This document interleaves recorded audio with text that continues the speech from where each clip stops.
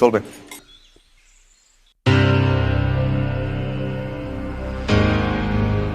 মা আর কিছু লাগবে? না মা।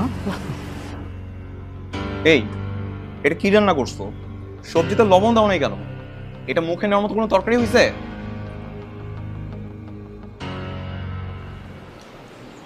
ও, তরকারিতে বোধহয় একটু লবণ কম হয়েছে। কম হয়েছে মানে কি? ঢং করতেছো? বাবার বাড়ি থেকে সারা জীবন এরকম সংসারে ঢং করে বেড়াইছো নাকি কখনো রান্না করে ঢুকছো? এত চিৎকার করছেন কেন? একটু লবণ দিয়ে খেলেই তো হয়। তোর কাছ থেকে এখন আমার খাওয়া শিখতে হবে? আমি চিৎকার করতেছি? লবণ দিয়ে খাবো না? এই যে নে, খা কর, নে নে। লবণ দিয়ে খাইতে হবে না, এবার তুই লবণ দিয়ে খা।